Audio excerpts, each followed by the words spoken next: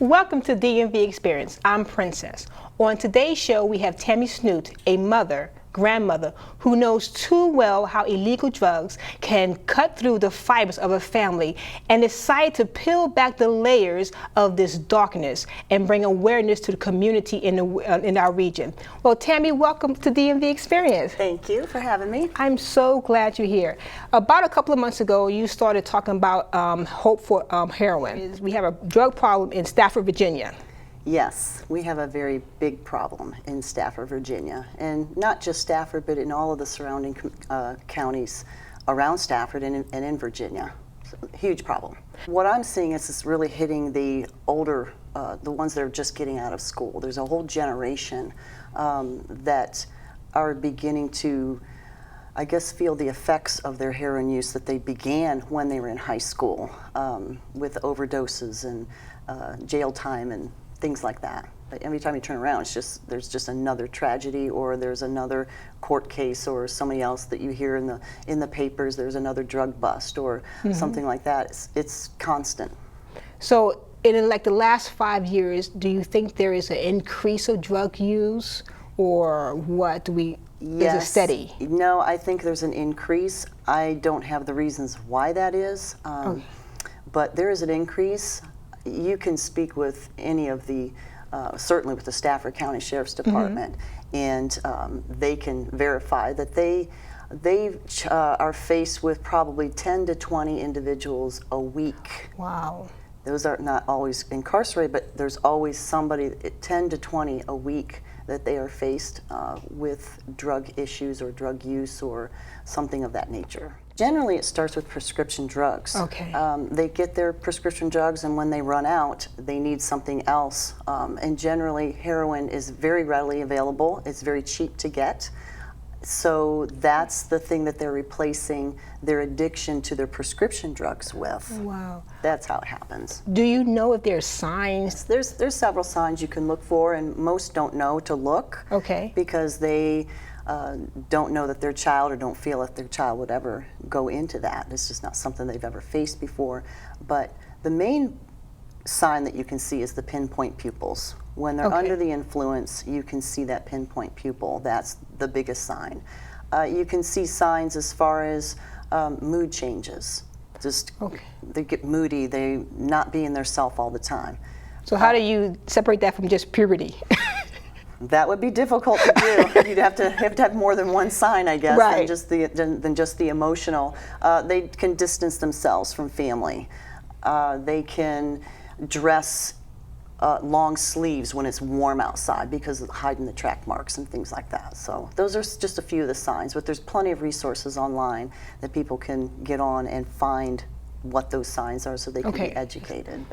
Why do you think people start to get involved with drugs? Is there something missing? Generally, it's just something missing, or peer pressure. Maybe somebody else has got something missing, and you know, we always know the quote, "Misery loves company." So I think a lot of times people just want someone to hang out with them and do what they're doing to make them feel better. But generally, there's generally something missing. Maybe there's a disconnect in the family.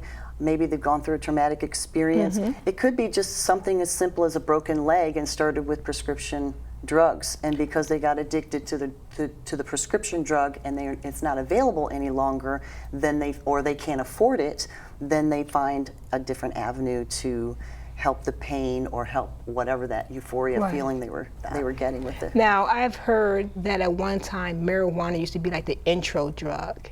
Now we hear about the synthetic drug. Now, are we seeing that also in Stafford area, more synthetic drug? I am not fully aware of that, but they're probably so. It's not just heroin. Okay. Heroin is just that's probably the most dangerous drug that you can get involved with, because it's so hard to break the habit. It's very hard to get away from the addiction, because the effects that it does on the brain and your body and psychologically and mentally, that's why heroin is so difficult, because of what it does. It just grabs a hold of you and it doesn't let go. where marijuana is just a little different. Even cocaine might be a little bit different. And I don't know everything about all the drugs. I just know from my experiences with the heroin, not personally, but I just know those things. That's what I'm educating myself on heroin, is basically heroin, because that's what you hear the most about. Okay, so what kind of awareness things that you're trying to do for the community? Well, the biggest thing, as you know, is the Hope Over Heroin event. Exactly, what is that? That is an organization from Ohio. They're based out of Ohio. And what they do is they go to different cities and they put on a 2-day event, sometimes a 3-day event. They erect a big stage, so they have a main stage event that includes live music. It includes testimonies of people that have been in the heroin addiction route and have been delivered from that. They have food, they have all those kinds of things, but then they also have what they call a city of resources. And what the city of resources is literally all the different, mainly faith-based rehab centers, detox centers, counseling, halfway houses, whatever is available and designed for the addict. And so what we're doing is we're coordinating with all of these different organizations, and they're all going to set up their own booth, and we'll have those available for anyone that's struggling with addiction and that wants the help. Some of them will actually be able to go through the whole application process right there on the spot, and even go home with those and be literally entered in immediately. And that's what we need. It's one thing to give someone a resource and say, here, you know, but then you've got to give them the push, and you've got to give them a little extra so that they want to do it and so that they follow through. And so that's what the City of Resources is going to do, is provide as much information and resources we can for not just the addict, but also for the families. Because not just the addict's problem. It's the family, and then it expands into the community, and it's everybody's problem, because it affects everybody either directly or indirectly. Okay, Tami, there's been many events. You know, one group or another had an event. What's so different about this one? I think this one is different is because God is the center of it. Jesus Christ is the center of it. And we know that there are a lot of different avenues to get set free of some things, and some of them work and some of them don't. But with Jesus, we know it's going to work. It's just, it's on his heart. He loves everybody, and I believe this event is really God letting the addict know, and those and the families that are struggling with those issues, I'm here for you. And this event is to give them hope. If you've ever spoken with an addict, they'll let you know there's just no hope for me getting out of this, because all of the negativity to the drug itself, it pulls them into that negativity, and it makes them feel like, I'm never going to get off of this, because it's so difficult to come away from it. The addiction is very hard to break with heroin, and with that information that they constantly hear, it doesn't give them hope. Not only that, they try it on their own and they never succeed, and that also puts them into almost into a state of depression. They get to that place where I'm always going to be this way, I'm never going to be able to get out of it, and I'm always going to be a loser. And that's kind of the mindset that they develop as they rely on this drug for just to make it through a day. So Hope Over Heroin is going to come to them. And that's what the whole point of that is going to them so that we can provide the resources for them. The church is a huge factor in their deliverance. It's a huge factor in their healing, because we have a resource, Jesus Christ, that many of them haven't tried before. They've tried everything else. So what else, why not try the master who created the universe? I mean, he's the one that created us. He knows everything about us, the inside and out, and certainly he can fix us if we're broke. So that's what we're trying to get to, is bring an atmosphere of love, acceptance, an atmosphere of you can make it, you can be that citizen in the community that you were designed to be, and you can bring a positive change in the community, and you can be a successful person. This does not have to hold you bondage for the rest of your life. So that's the hope that we want to give to anyone that's struggling with it in any arena or at any level. And that's what I think is going to take place. Now, you mentioned your son. Can you tell us a little bit about his story? Yeah, my son also has a heroin addiction, and we never knew. We didn't know, and I'm not even quite sure how we eventually found out, just through the different signs, the emotions that he was going through, and things began missing in our home, and just things like that. And then I think we did also find some of the paraphernalia, needles and things like that. And so just through a series of events, it landed him in jail. He spent, the first time he was in jail, he spent between 8 and 9 months. He got out in the month of May, and by October 31st, he was back in from a probation violation, which included drug use again. He relapsed. Obviously, he didn't have anything for those 8 or 9 months. So what happens is when that happens, they think that if I have that craving again, I can go back and just use again. It won't be that big of a deal, but it pulls you right back in. You can't do it one time and say, well, I'll just do it once, it'll be okay. You can't do it just once. In fact, I believe the statistics say that if you just do it one time, you'll be hooked. Wow. So you can't even try it. You can't even let that be something that, like smoking a joint. I just want to try it and see what it does. Heroin is not like that. Heroin will grab a hold of you and hold you tight and won't let you go. It doesn't play fair. It doesn't play fair.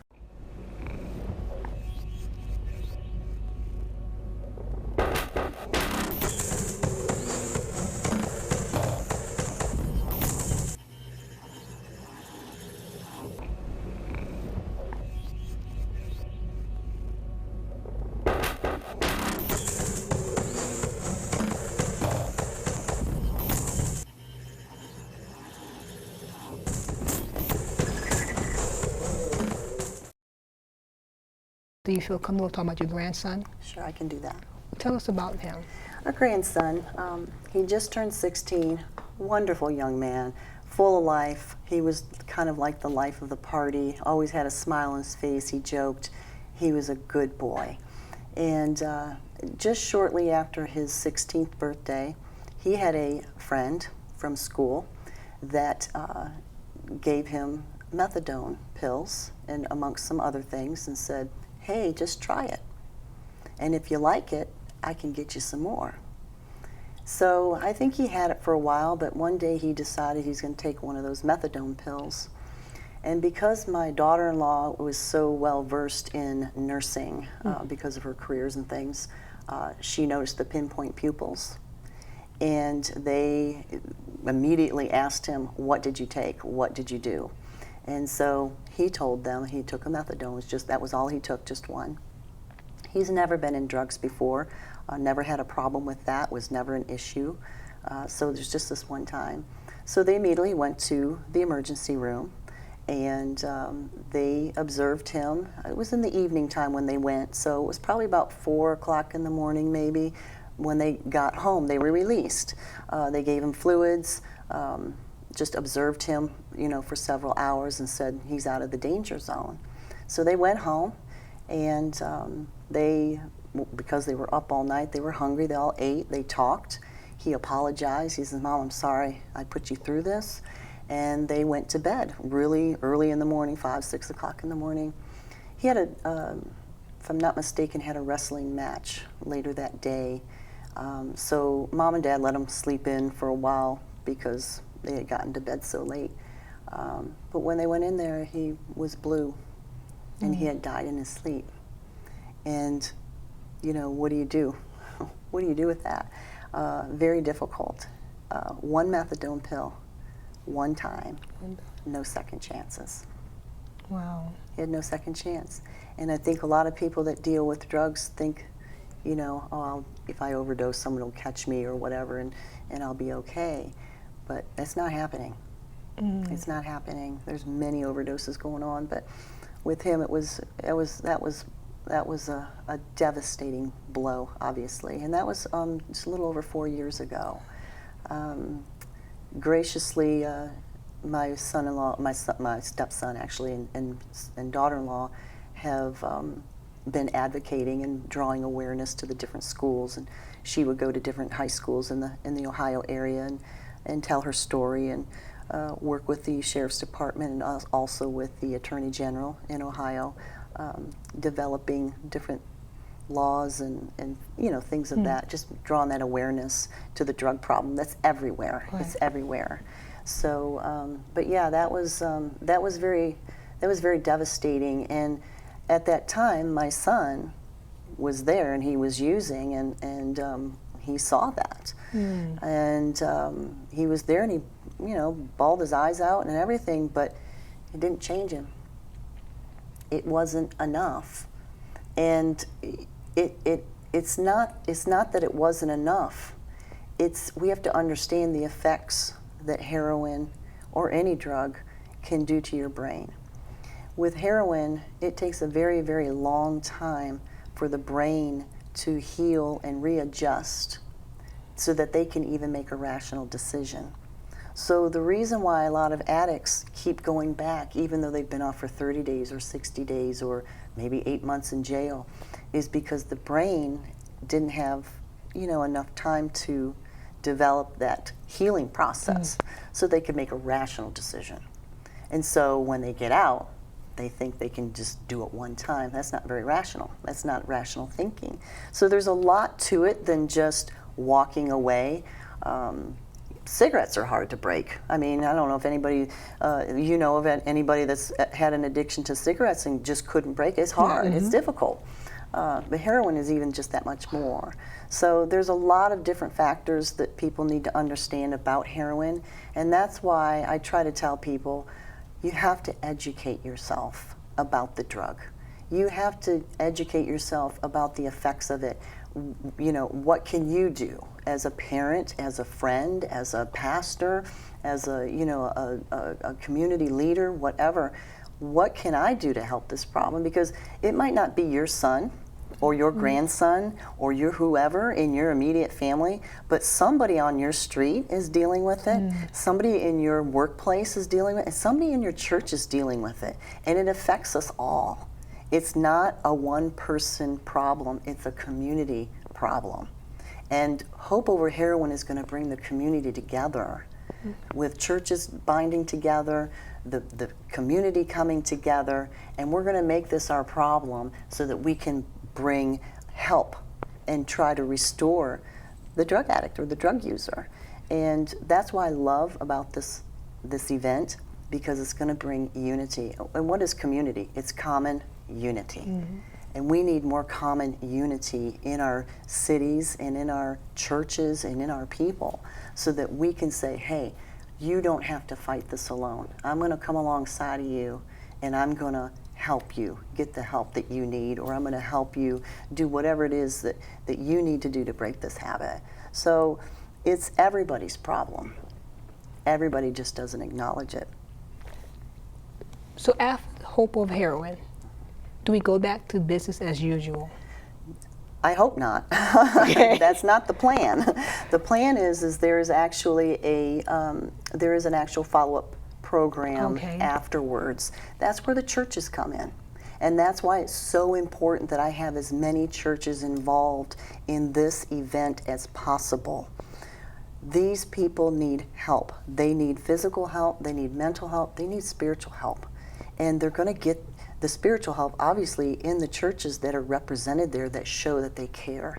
They're not going to be afraid to step into that building, you know, with the stained glass and the pretty pews and all that kind of thing, with them feeling so dirty. They're not going to feel that way when we come out to them in their world and say, hey, I've not been where you are, but I know that I've got something that can help you. You know? Yeah. And so, you know, it's just like Peter and John when he came upon the lame man at the gate beautiful. You know, the gate, he was looking for money. He had money on his mind, but God had a different plan. Yes. And he says, Peter said, I don't have what you're asking for, but what I do have, I'm going to give that to you. And that's what we're doing. That's what we're doing at Hope Over Heroin. I don't have everything that you need, but the thing that I do have, you do need, and I'm going to give that to you. And that's the hope in Jesus Christ, that you can kick this thing. I am going to do something that I did not plan for. Okay? So I hope it's okay. But your husband is here. Yes. So I want him to come stand over here by us. He's like, wait a minute, that's not fair. Because what I want to do, Tami, right now, is that I want you to look into that camera there. Yeah. And I know there's families out there, and I know there's co-workers, friends out there that may have gone through what you've gone through, what you both have gone through. And I want you to minister to them, encourage them, and even pray with them. So I want to give you this space to just do what you do, to talk to those families, to say that there's hope, and also to compel them to maybe come to this event. Would you do that for us? I can do that. All right. Yes, thank you. Well, I'd just like to say, first of all, there is hope. But I want to say this too. As a parent, as a pastor, it took us a while to get past the shame. It took us a while to get past the embarrassment of our own son dealing with a drug issue that we knew nothing about. So I want to let you all know out there that there is no shame in this. There is no embarrassment. And there are people out there that are feeling the same way that you are feeling. They are experiencing some of the same things that you are experiencing. There's a lot of pain. And I want you to know that there are people that are there that can reach out to you if you'll just let them in. That's the biggest thing, and that's going to bring a great deal of healing to you. I've ministered to many men and women thus far because we came out in our pulpit and expressed that we needed prayer. We needed prayer as pastors because our son was going through this issue that we didn't know about. We couldn't handle it on our own. And that's why it was important for us to share our story with the congregation. We wanted them to know that, hey, we're just pastors. We're not anything superior to anybody else. We go through some of the same things that everybody else does. But there's a hope, and Jesus Christ is that hope. And you can grab onto that hope, and you can have that hope as well. So, do you want to share anything? Well, I want to say that it's been a tough 3 years.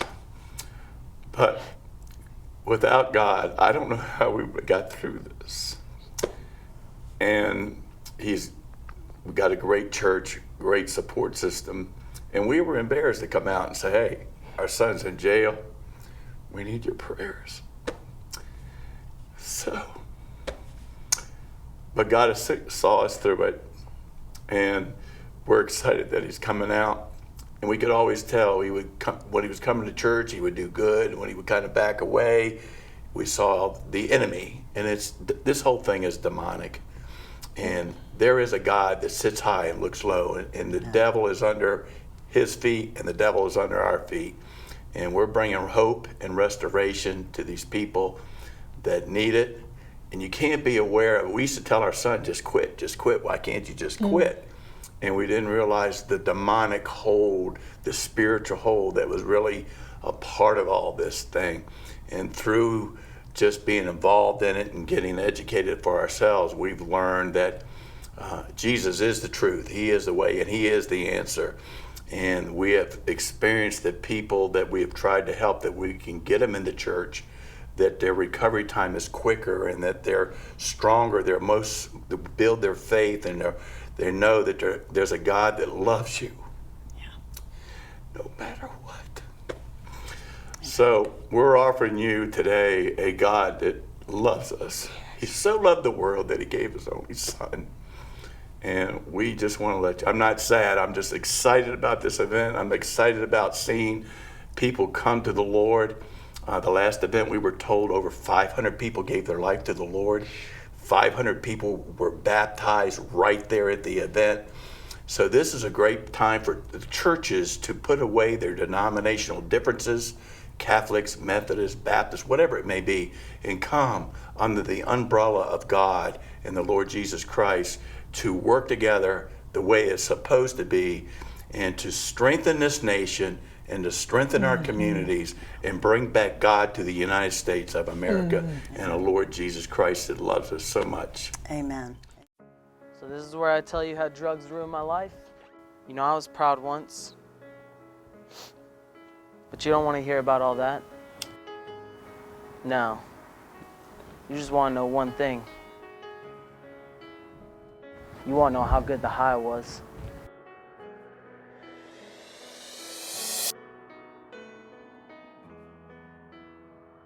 It's to die for.